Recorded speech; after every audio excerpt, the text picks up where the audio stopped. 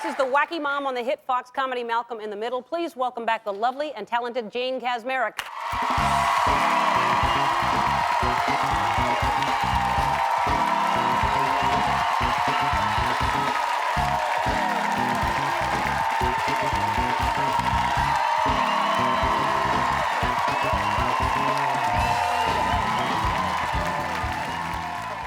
Now, are you that way because of the Christmas spirit or because of these great presents you just saw you're going to get?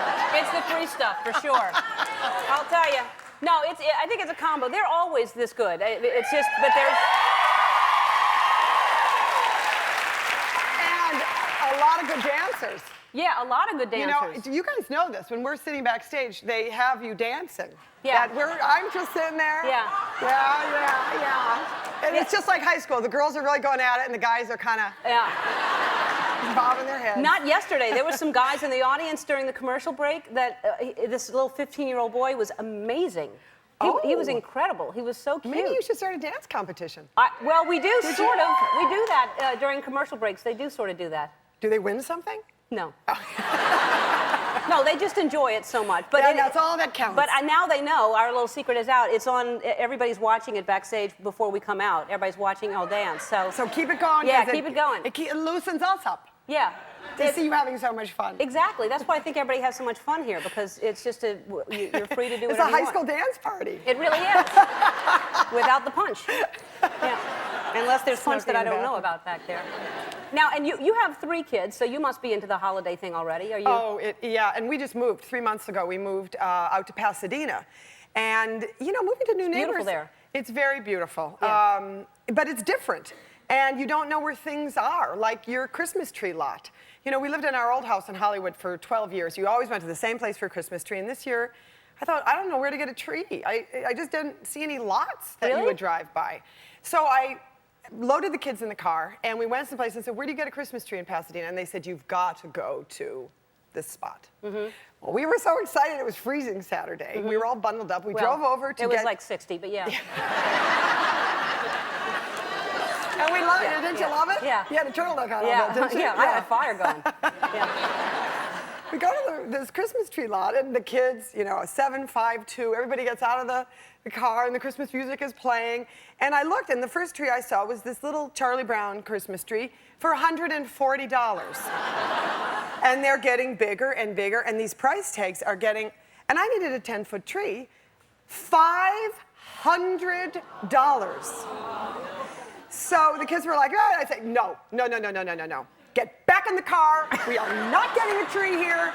And that's when I realized how I got the part on Malcolm in the Middle. Yeah.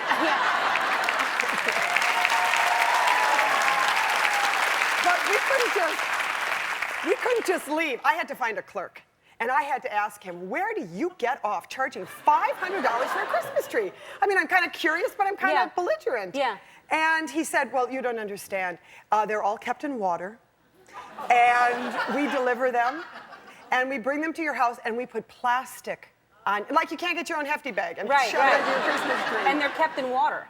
Hey, now there's a novel concept. How much does that cost them? They put a hose in there and everything? You know, walking out, and there was a huge one next to it for $1,300 for a Christmas tree.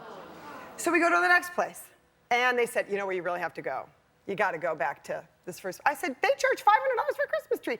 They said, you can negotiate with them. And I said, even if they gave me that tree for $5, I wouldn't buy it because it's the principal thing. Nobody should charge $500 for a Christmas tree. No, that's too much money for a tree.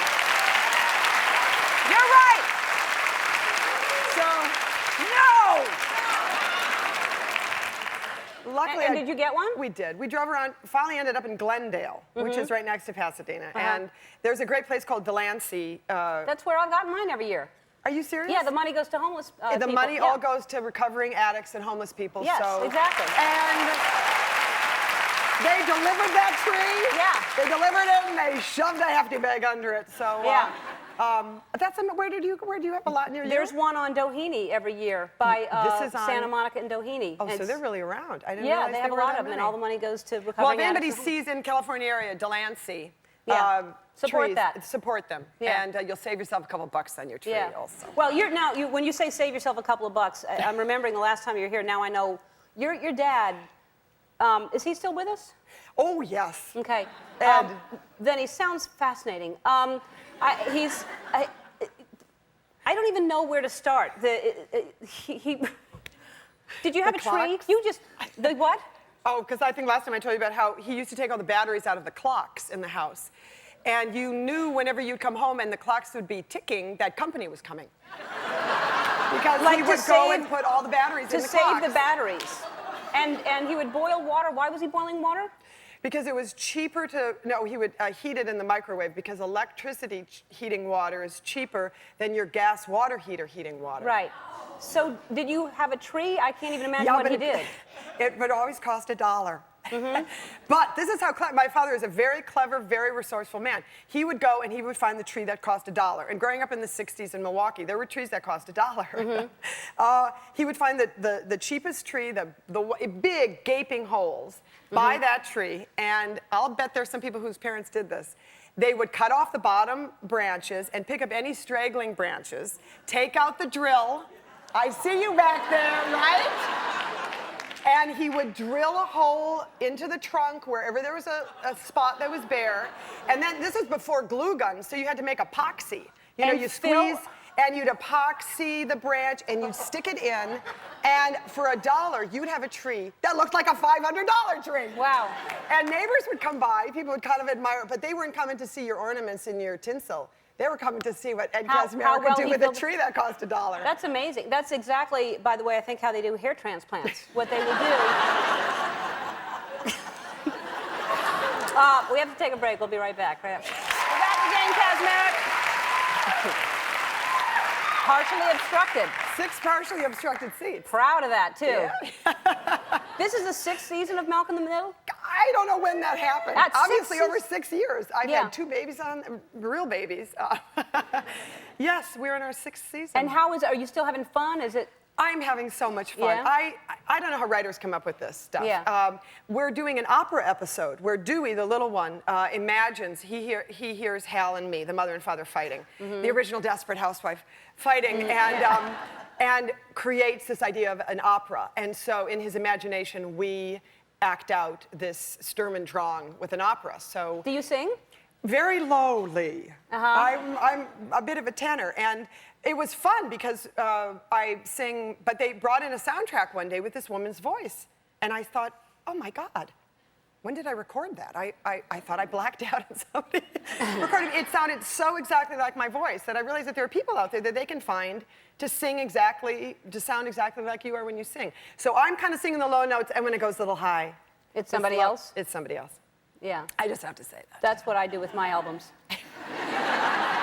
Well, boy, Yeah. you realize, because you go into that recording studio and they lay in tracks Yeah, and they they can change mix, it. and you thought, this is why people love doing this, because you can sound phenomenal when they cut and paste that stuff together. That's the difference between singing live and going in the studio and recording an album, and But anyway, so what is this? I was going to go someplace there. I'll leave people alone.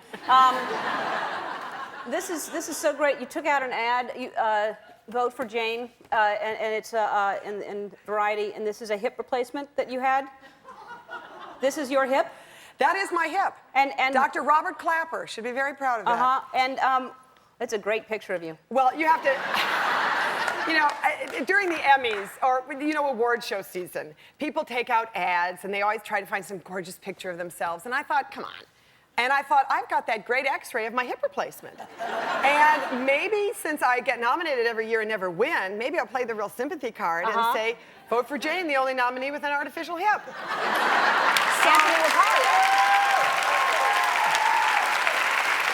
So instead of putting in some glamorous headshot, I put in an x-ray of my hip prosthesis. That's a great idea.